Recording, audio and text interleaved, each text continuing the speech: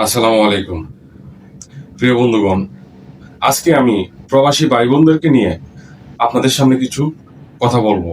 প্রবাস, এই একটি শব্দের মাঝেই লুকিয়ে আছে হাজারো না বলা কথা, চাপা কষ্ট আর থেমে থাকা চোখের জল। কেউ কোনোদিন সাধ করে প্রবাসে যায় না, প্রিয়জনদের ছেড়ে, আপন মাটি ছেড়ে, নিজের মাতৃভাষা ছেড়ে। একটি মানুষ শুধু তখনই প্রবাসের দিকে পা বাড়ায় যখন জীবনের প্রয়োজন তাকে বাধ্য করে তোলে। হাইরে প্রবাস, বাড়ি আসতে মাত্র 5 থেকে 7 ঘন্টার পথ, অথচ বাড়ি আসতে সময় লাগে 5 বছর। কি নির্মম বাস্তবতা! পরিবার, আত্মীয় স্বজন, নিজের বাবা মা, স্ত্রী, সন্তান সবই কিন্তু তার আছে, তবুও তাদের স্পর্শে পৌঁছাতে যেন বছরের পর বছর পেরিয়ে যায়।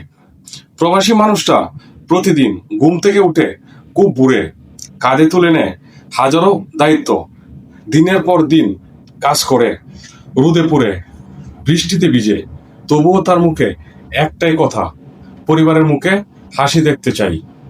সে নিজের হাসি বিসর্জন দিয়ে পরিবারের মুখে সুখ কিনে আনে। বিদেশের মাটিতে কেউ নেই পাশে, ছোট একটি অসুস্থতা, সামান্য মন খারাপ, সবই একা একা সহ করতে হয়।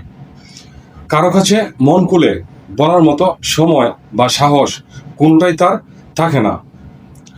কেবল রাতের বেলায় বিছানায় শুয়ে শুয়ে একা একা চোখের জল ফেলা ছাড়া, আর ফোনের স্ক্রিনে আপনজনদের সঙ্গে কথা বলা, এটুকুই তার শান্তি।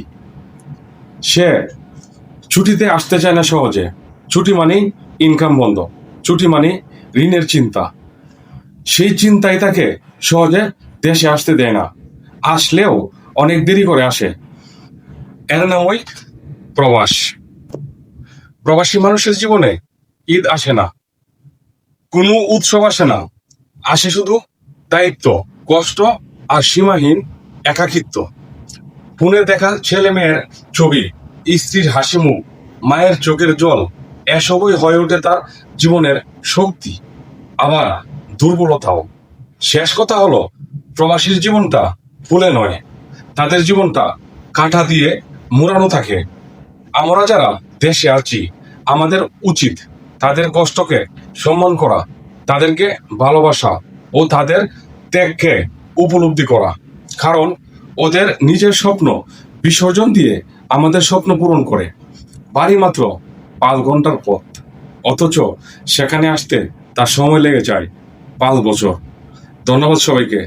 যদি আমার ভিডিওটি ভালো লেগে থাকে, অবশ্যই লাইক, কমেন্ট, শেয়ার করবেন। আসসালামু আলাইকুম রহমতুল্লাহ।